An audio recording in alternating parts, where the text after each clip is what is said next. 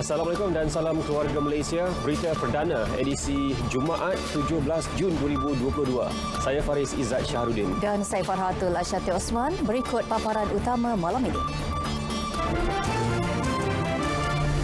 Yayasan Tan Sri Ahmad Ibrahim sedia khidmat bantuan guaman kepada keluarga Malaysia yang tidak berkemampuan.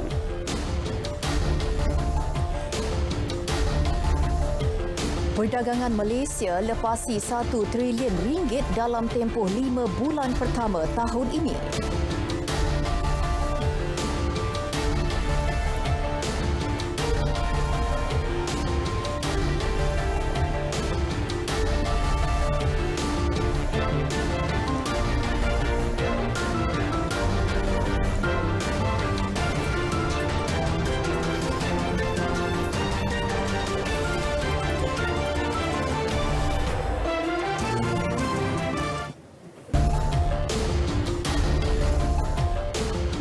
Sebanyak 1 juta ringgit diperuntukkan bagi penubuhan Yayasan Tan Sri Ahmad Ibrahim yang menawarkan khidmat guaman kepada keluarga Malaysia yang tidak berkemampuan. Ya, Perdana Menteri Datuk Seri Ismail Sabri Yaakob berkata yayasan yang ditubuhkan di bawah Pertubuhan Alumni Rumpun Fakulti Undang-Undang Universiti Malaya Parfum itu dinamakan bersempena nama tokoh perundangan yang amat disegangi selain menghargai jasa dan sumbangan tokoh berkenaan.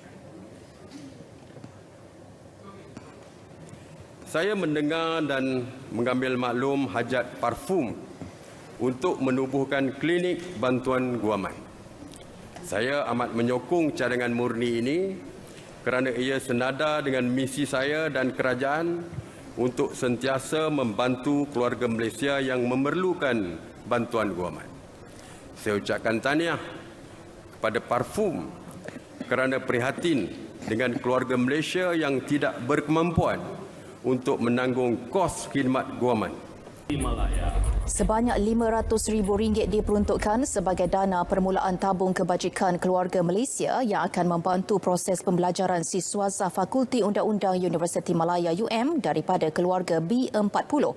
Manakala baki dana diperuntukkan bagi merealisasikan hasrat pembangunan semula Asian Legal Information Portal yang kini dikenali dengan nama baru Asian Law Guide. Beliau berkata demikian dalam ucapannya semasa merasmikan perayaan Jubli Emas Fakulti Undang-Undang Universiti Malaya di Kuala Lumpur. Turut hadir Dekan Fakulti Undang-Undang UM, Datuk Profesor Madya Dr. Johan Samsudin Sabarudin, Presiden Alumni Rumpun Fakulti Undang-Undang UM, Tan Sri Shahrizad Abdul Jalil serta Ketua Hakim Negara Tun Tengku Maimun Tuan Mat.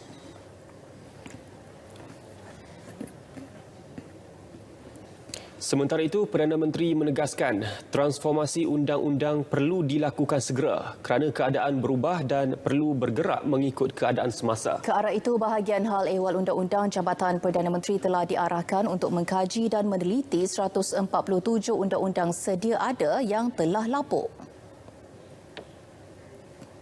Penambahbaikan ini juga akan menjamin kesejahteraan keluarga Malaysia. Sebagai contoh, teknologi digital hari ini semakin pesat membangun. Dalam konteks ini, undang-undang yang sedia ada tidak relevan dengan ledakan teknologi digital, bahkan agak terkebelakang dengan perubahan semasa. Tambah beliau, beberapa langkah proaktif juga telah diambil untuk memperkasa undang-undang di Malaysia. Ia termasuk hukuman berkenaan mati mandatori, RUU anti lompat parti, RUU dana sumbangan politik serta doktrin pengasingan kuasa dan hubungan antara eksekutif dan kehakiman. Jumlah perdagangan Malaysia melepasi 1 trilion ringgit dalam tempoh 5 bulan pertama tahun ini, tersingkat pernah dicatatkan. Prestasi ekspor, import dan lebihan dagangan turut mencatat nilai tertinggi bagi tempoh Januari hingga Mei. Perdagangan meningkat 25.1% kepada 1.08 trilion ringgit berbanding tempoh sama tahun lalu. Ekspor tumbuh 23.5% kepada RM592.97 bilion dan import meningkat 27% kepada RM491.85 bilion. Lebihan dagangan pula berkembang 9% menjadikan jumlahnya RM101.12 bilion. Menteri Kanan Perdagangan Antarabangsa dan Industri Datuk Seri Muhammad Azmin Ali berkata, prestasi perdagangan pada Mei 2022 juga kekal kukuh merekodkan pertumbuhan terpantas sejak November 2021. Jumlah perdagangan pada bulan tersebut naik 33.6% kepada RM228.37 bilion berbanding Mei 2021, pertumbuhan 2 angka ke-16 bulan berturut-turut. Ekspor meningkat 30.5% kepada RM120.49 bilion disumbang oleh permintaan yang kukuh bagi barangan elektrik dan elektronik, keluaran petroleum serta minyak masak dan keluaran pertanian berasaskan minyak sawit. Manakala import berkembang 37.3% kepada RM107.88 bilion menjadikan lebihan dagangan sebanyak RM12.62 bilion.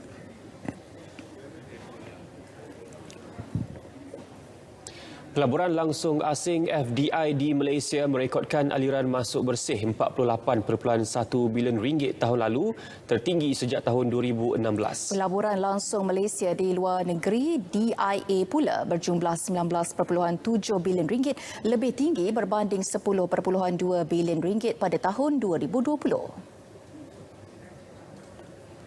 Sehingga akhir tahun lalu, FDI terkumpul mencatat nilai lebih tinggi sebanyak RM788.8 bilion. Ketua Perangkawan Malaysia, Datuk Seri Dr. Muhammad Uzair Mahidin dalam kenyataan berkata, aktiviti ekonomi mula pulih secara perlahan-lahan daripada kesan pandemik COVID-19. Berdasarkan laporan pelaburan dunia oleh Persidangan Perdagangan dan Pembangunan Pertubuhan Bangsa Bersatu, aliran FDI ke negara-negara membangun di Asia meningkat 19%, mencecah $619 bilion Amerika tahun lalu. Sektor pembuatan merupakan penyumbang terbesar FDI dengan aliran masuk bersih RM29.5 bilion. Perantau Asia kekal sumber utama FDI dengan nilai RM22.5 bilion, kebanyakannya diterima dari Singapura, Jepun dan Republik Korea. Malaysia dan Arab Saudi memperhalusi usaha ke arah memperkukuh kerjasama pertahanan kedua-dua negara melalui kepakaran ketenteraan, perubatan dan perisikan. Menteri Kanan Pertahanan Datuk Seri Hishamuddin Tun Hussein berkata demikian menerusi lawatan rasmi beliau ke Arab Saudi atas jemputan Putera Mahkota Muhammad bin Salman yang juga merupakan timbalan Perdana Menteri dan Menteri Pertahanan. Tambahnya lagi, satu kumpulan kerja akan ditubuhkan antara pihak berkuasa am industri ketenteraan Arab Saudi bersama bahagian industri pertahanan dan lembaga dana angkatan tentera mengenai perkongsian pengetahuan dan potensi perkongsian industri pertahanan. Selain itu, menerusi pertemuan berkenaan turut dibincangkan adalah tentang kerjasama bidang industri minyak dan gas melibatkan Aramco dan Petronas serta keselamatan makanan. Begitu juga kerjasama ekonomi dan keuangan melalui peluang dana kekayaan Arab Saudi iaitu dana pelaburan awam dan bursa saham Saudi. Isu penggantungan kelulusan loji sembelihan Thomas Foods International Lobitel Australia tidak akan menjejaskan bekalan daging lembu khususnya untuk sambutan Aidiladha. Menteri di Jabatan Perdana Menteri Hal Ehwal Agama, Datuk Idris Ahmad berkata, ia memandangkan permintaan tinggi bagi aktiviti korban khusus terhadap lembu hidup. Beliau memaklumkan perkara itu ketika diminta mengulas sama ada penggantungan kelulusan loji sembelihan itu akan menjejaskan bekalan daging ketika Aidiladha atau sebaliknya. Mengenai status penggantungan pula, ia masih dalam proses siasatan. Pada 14 Mei lepas, dilaporkan bahawa kelulusan penyembelihan yang diberi kepada syarikat diiktiraf halal oleh Malaysia di Australia, Thomas Foods International Lobitel, digantung serta-merta sehingga suatu hasil siasatan menyeluruh diperoleh. Ketua Pengarah JAKIM, Datuk Hakimah Muhammad Yusof, dipetik sebagai berkata, keputusan dibuat hasil sidang khas bersama Jabatan Perkhidmatan Veterina dengan pihak berkuasa Australia 13 Mei lepas. Sebanyak 25.9 juta ringgit diperuntuk kepada Sekolah Sukan Bukit Jalil SSBJ bagi menambah baik kemudahan dan fasiliti di sekolah berkenaan. Menteri Kanan Pendidikan Datuk Dr. Razi Jidin berkata, peruntukan yang diberikan menerusi rancangan Malaysia ke-12 itu membolehkan sekolah berkenaan membina gelanggang serbaguna terbuka, trek sintetik serta kerja menaik taraf kemudahan sekolah sekaligus mampu meningkatkan semangat atlet murid untuk terus berlatih. Kementerian Pendidikan komited dalam memastikan prasarana sukan di sekolah itu sentiasa berada di tahap terbaik demi kesejahteraan pendidikan warga SSBJ. Mengenai lawatannya ke sekolah berkenaan pagi tadi, jelasnya SSBJ antara sekolah tidak asing bagi atlet murid dan sukan banyak melakar sejarah serta melahirkan atlet kebangsaan dalam pelbagai jenis sukan berkualiti tinggi. Beliau sempat berjumpa jurulatih, guru serta melihat anak-anak bakal jago sukan ini mengikuti pembelajaran masing-masing di dalam kelas.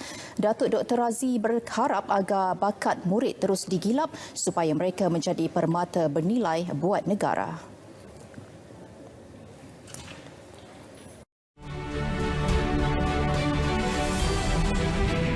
Sebagai negara upper middle income dengan jumlah komposisi generasi muda dan para pelajar yang besar dalam masyarakat, kerajaan akan turut memfokuskan kepada penyediaan generasi muda yang dapat mengharungi cabaran IR 4.0 dengan memperkasa kurikulum pendidikan sekolah dan universiti dengan memperkukuhkan sistem pendidikan yang holistik serta melaksanakan pelbagai inisiatif bagi meningkatkan kemahiran penilaian analitik berdasarkan data dan sains.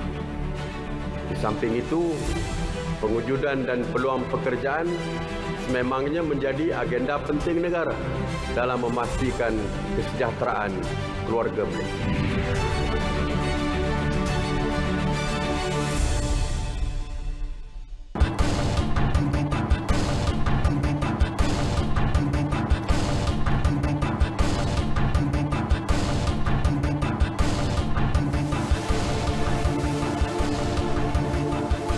Kementerian Keuangan merancang untuk membentangkan Akta Tanggungjawab Fiskal FRA di Parlimen menjelang akhir tahun ini.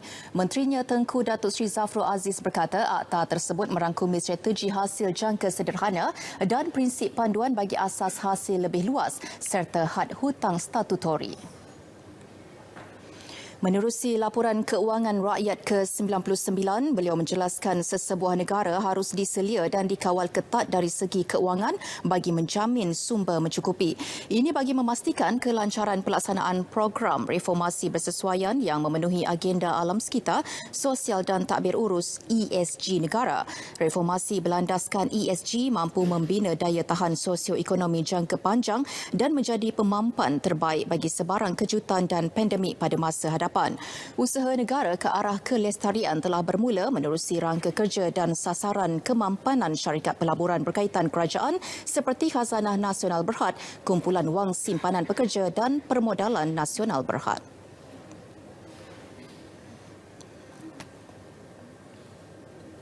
Pelabur tempatan perlu melibatkan diri secara aktif dalam bidang pertanian untuk meningkatkan pengeluaran makanan sekaligus melakukan aktiviti pengeksportan. Ini kerana jelas Presiden Dewan Perniagaan dan Perindustrian Kebangsaan Malaysia, Tan Sri Loh Kian Chuan, pertanian dilihat sebagai sektor berpotensi untuk pelaburan di peringkat antarabangsa. Jelas beliau lagi isu sekuriti makanan juga sudah menjadi keutamaan bukan sahaja peringkat tempatan malah global.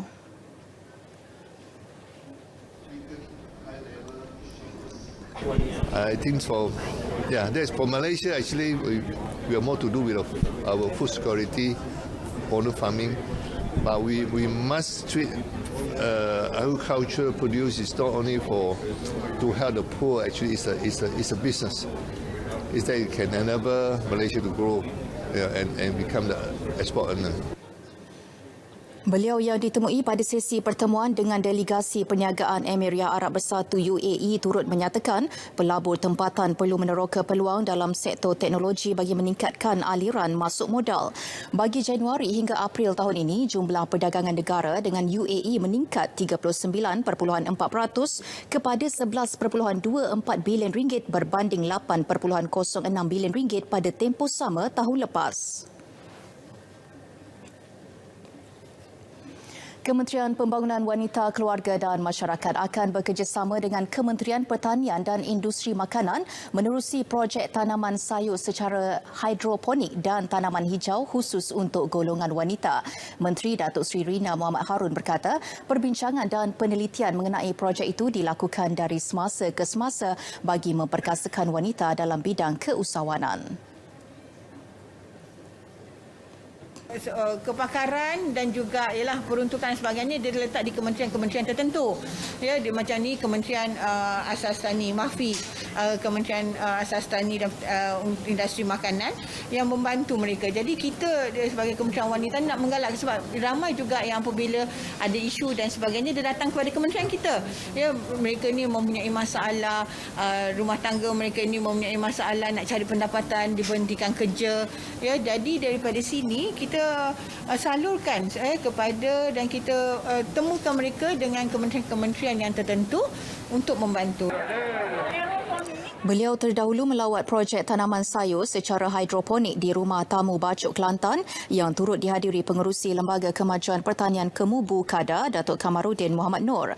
Kementerian juga telah melaksanakan pelbagai program pemerkasaan wanita dengan kerjasama lebih 20 kementerian dan agensi seperti program Successful Women dan program Teman Nita bersama Tekun Nasional. Perbadanan Pembangunan Perdagangan Luar Malaysia Matret menyasarkan nilai jualan sebanyak 1.9 bilion ringgit sempena pameran halal antarabangsa Malaysia MIHAS ke-18.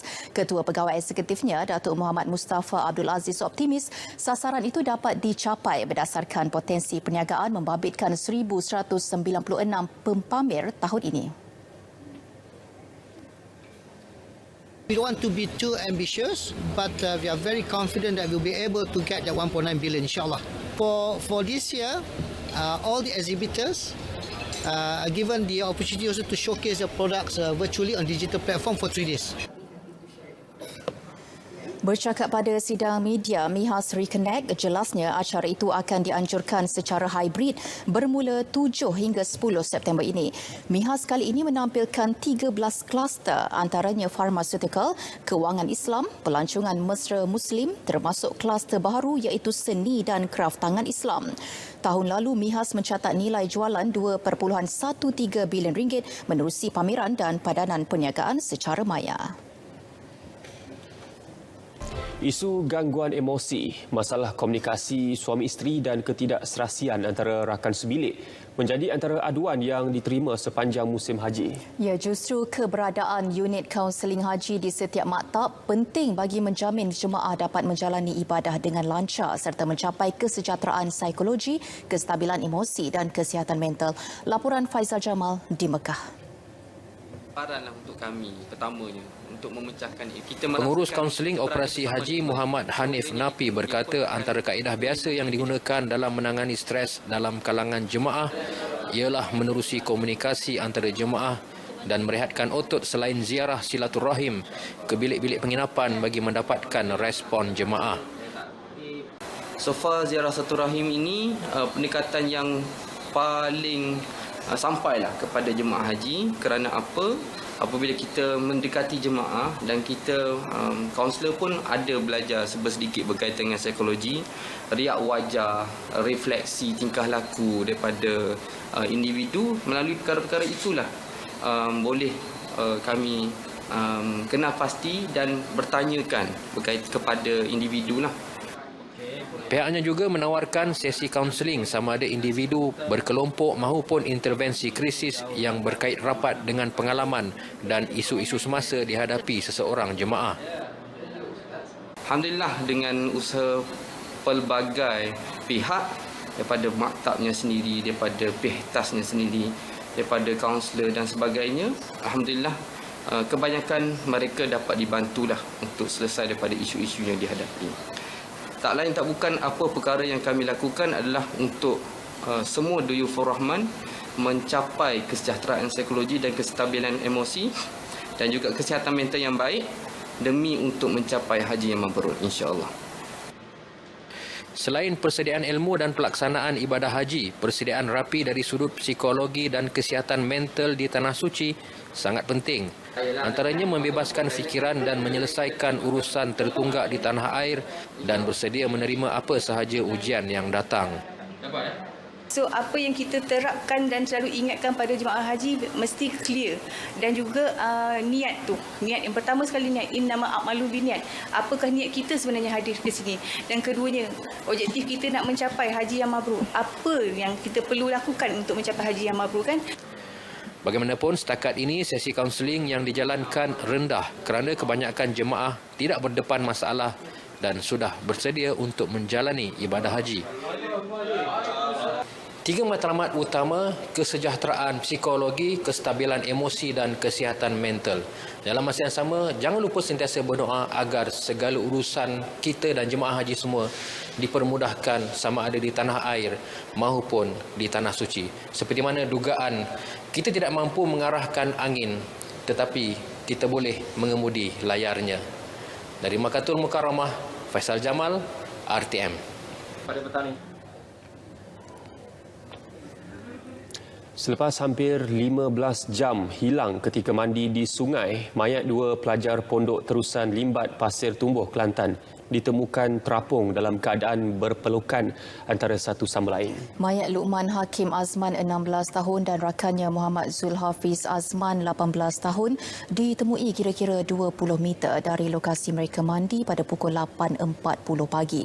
Ketua Polis Daerah Kota Baru ACP Muhammad Rosdi Daud berkata, mayat kedua-dua mangsa ditemukan pasukan bomba dan penyelamat semasa memulakan operasi mencari dan menyelamat kira-kira pukul 8.30 pagi.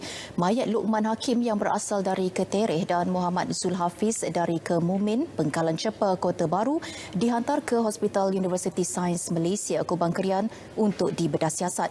Polis menerima maklumat berhubung kejadian itu kira-kira pukul 7.19 malam semalam. Remaja berkenaan bersama 9 lagi rakan yang lain dipercayai kali pertama mandi di Sungai Gong Dermin. Kedua-dua mangsa juga baru mendaftar di pondok berkenaan akhir bulan lalu. Remaja perempuan sindrom Down dikenali sebagai Bella hadir di Mahkamah Session Kuala Lumpur untuk sesi pengecaman oleh 3 saksi dalam perbicaraan kes pengasas rumah bonda Siti Bainun, Ahmad Razali, yang didakwa mengabaikan dan menganiayanya. Timbalan Pendakwa Raya Nor Aziza Muhammad memberitahu mahkamah selain Bella, terdapat 5 lagi individu berusia antara 3 hingga 17 tahun hadir ke mahkamah bagi sesi pengecaman itu. Sebelum ini, kesemua mereka berada di bawah jagaan Siti Bainun di rumah pelindungan berkenaan. Sesi pengecaman itu dilakukan 3 saksi iaitu pembantu pengurus syarikat Zurianti Sudin 39 tahun, penghuni rumah bonda Yasmin Nahar Mahmud 19 tahun dan pegawai penyelidik undang-undang di sebuah firma guaman Suhana Zam 40 tahun. Bella dibawa memasuki bilik saksi pada 9.50 pagi oleh Pegawai Jabatan Kebajikan Masyarakat JKM dan disambut Peguam Datuk Khairul Anwar Rahmat yang dilantik oleh Pemangku Raja Johor Tunku Ismail Sultan Ibrahim selaku Peguam Pemerhati. 8 saksi pendakwaan telah memberi keterangan dalam kes itu dan Suhana yang juga saksi pendakwaan ke-8 menyambung keterangannya. Siti Bainun, 30 tahun, mengaku tidak bersalah atas 2 pertuduhan mengabai dan menganiaya remaja perempuan itu sehingga menyebabkan mangsa mengalami kecederaan fizikal serta emosi. Perbicaraan berlangsung di hadapan Hakim Mahkamah Session Izralizam Sanusi.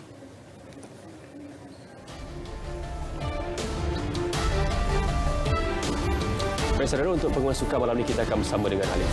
Ya, silakan.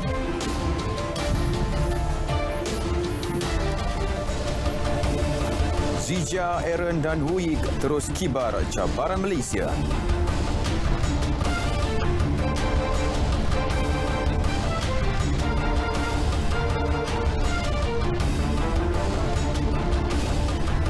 Terima kasih Faris dan Farhatul. Baik saudara, edisi sukan kita mulakan dengan perkembangan badminton. Cabaran Malaysia di kejohanan terbuka Indonesia masih berjaya diteruskan apabila bergu lelaki nombor 1 negara Erin Chia So Woo-yik dan jaguh perseorangan lelaki Lee Zijia mara ke separuh akhir petang tadi. Erin Woo-yik mara dengan menewaskan pasangan tuan rumah Pramudia Kusumawardana Yeremia Erich Rambitan 14-21, 21-12 dan 22-20.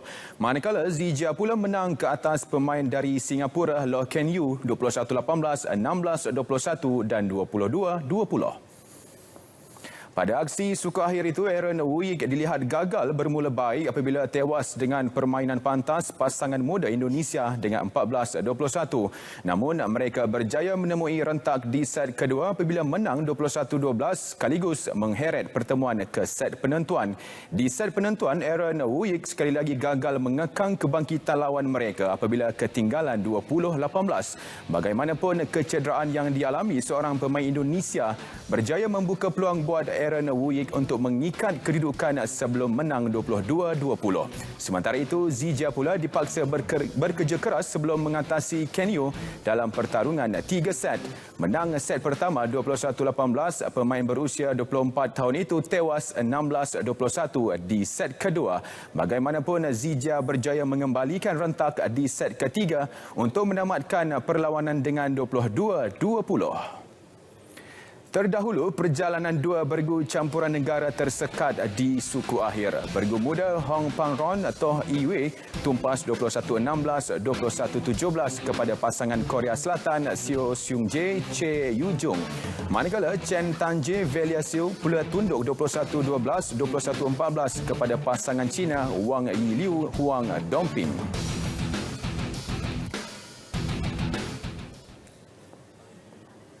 Baik, seramai 12 atlet muda diberi peluang untuk membuktikan kemampuan mereka apabila disenaraikan ke dalam kontingen Malaysia yang akan menyertai Sukan Commonwealth 2022 di Birmingham hujung Julai depan.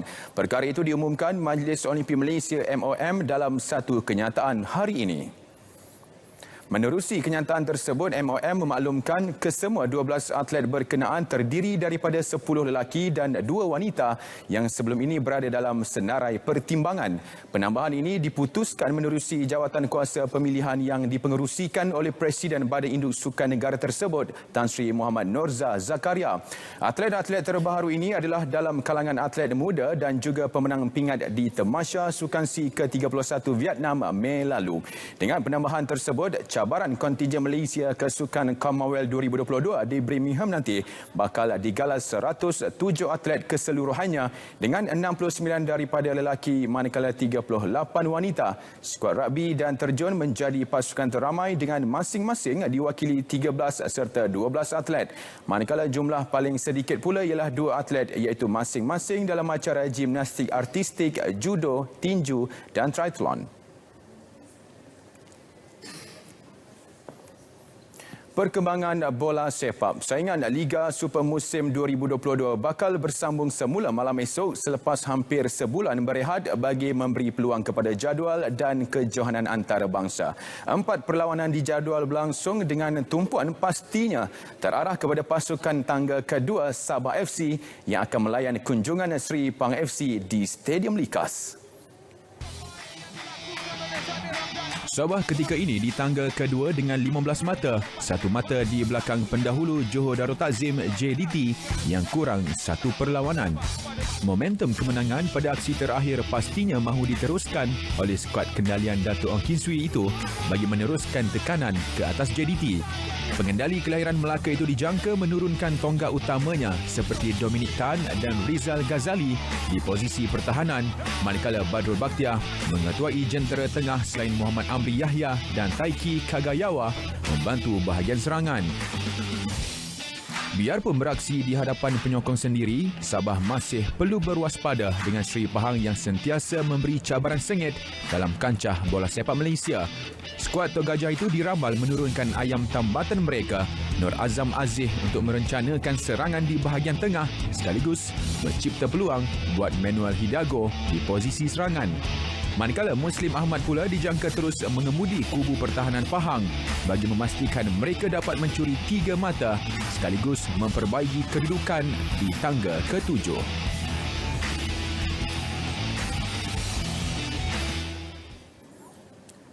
Tempoh persiapan singkat dan faktor kekurangan litar yang sesuai di Malaysia dilihat menjejaskan persiapan pelumba motocross negara Muhammad Hakimi Iroli dalam menghadapi kejuaraan motocross Grand Prix Dunia MXGP di Indonesia pada 24 hingga 26 Jun ini.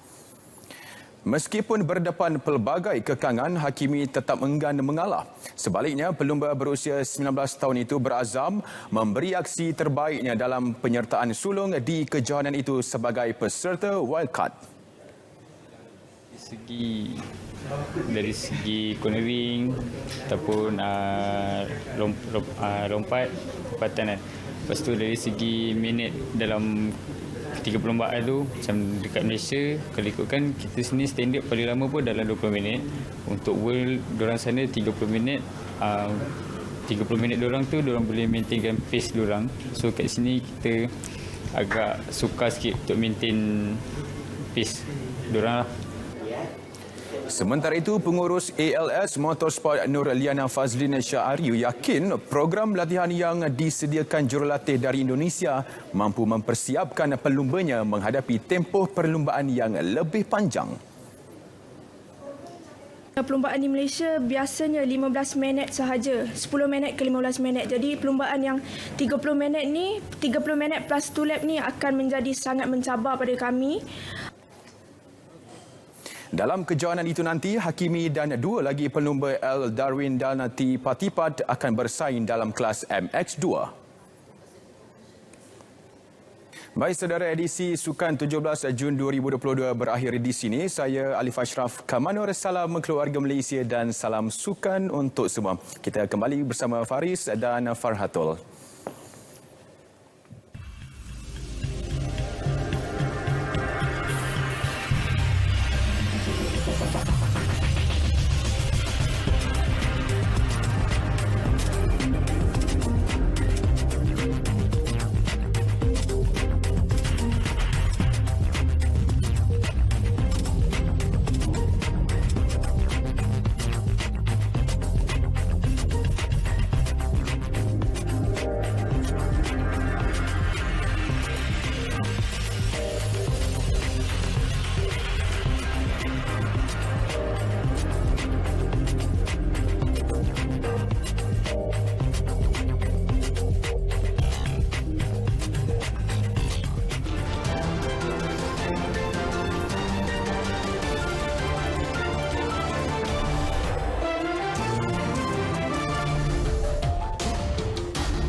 Seekor kucing mendapat perhatian kerana memiliki corak di muka seperti memakai topeng Zorro. Ya, saksikan paparan #malam ini. Kucing jantan diberi nama Boy ini seolah-olah memakai topeng. Ia dimiliki Indriani Wahyudin Nur yang berasal dari Banjarmasin, Indonesia. Kata Indraini, dia memperkenalkan kucing terbabit sebagai Boy namun masih ramai memanggilnya dengan nama Zorro. Boy berusia 9 bulan, mendapat perhatian ramai sejak ia dilahirkan. Sejenis pokok di Vietnam mengeluarkan air seolah-olah darah apabila ditoreh. Pokok berkenaan dikenali sebagai pokok darah naga. Difahamkan pokok darah naga diambil sebagai perubatan alternatif untuk merawat sakit-sakit badan. Akibat mengabaikan larangan tertera, seorang lelaki di China nyaris maut apabila terjatuh dari air terjun. Kejadian pada 13 Mei itu berlaku ketika lelaki tersebut cuba menyeberangi jeram namun tergelincir. Mujur dia selamat dan hanya mengalami luka dan calar.